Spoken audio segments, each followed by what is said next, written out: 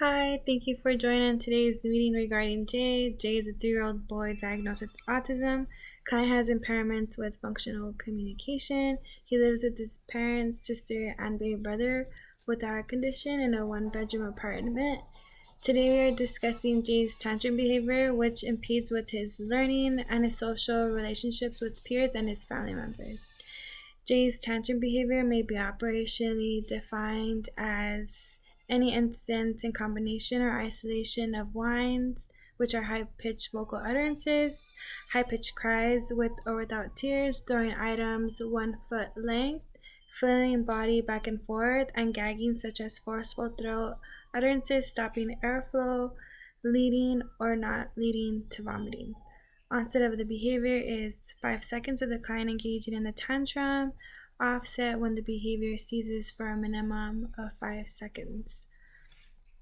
I have conducted a functional behavioral assessment which involves 3 portions to determine the reason why Jay tantrums.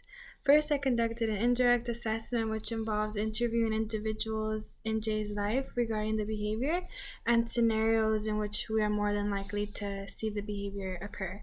So an indirect functional assessment was used to interview the parent and the behavioral therapist, which involves asking questions related to when the behavior occurs. An example of a question is, does Jay engage in tantrums when things he likes are taken away from him? Possible answers are no, sometimes, and always. Results from the IFA concluded the reason why Jay tantrums is because items are not accessible or they are removed from him from both interviewees. Another form, the questions about behavioral function, QABF,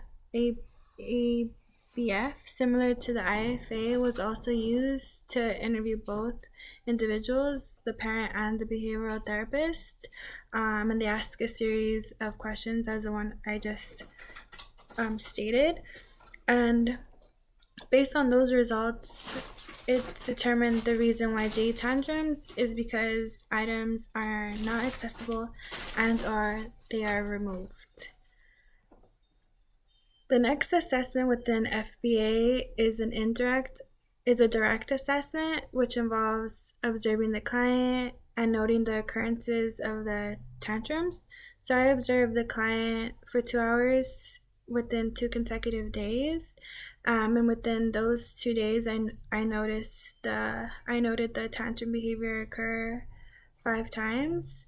2 of those instances were due to items not being given or withheld, and 3 of those occurrences were due to the client trying to escape an interaction with the behavioral therapist. For example, the client was drawing on a piece of paper. The behavioral therapist began to write on his piece of paper.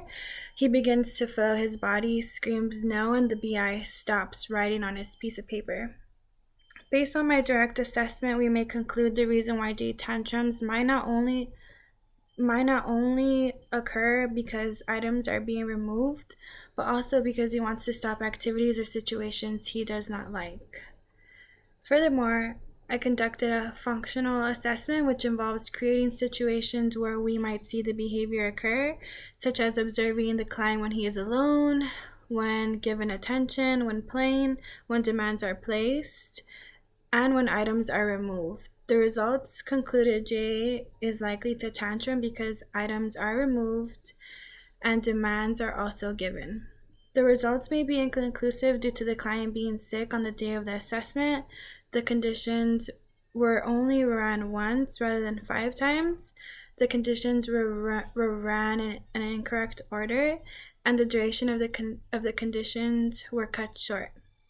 Since we have concluded the reason why Jay tantrums occur to items being removed and him wanting to stop or terminate aversive situations, I would like to propose a way to decrease his behavior and increase appropriate behaviors when Jay is faced with situations he does not like, and learn how to access items rather than tantruming.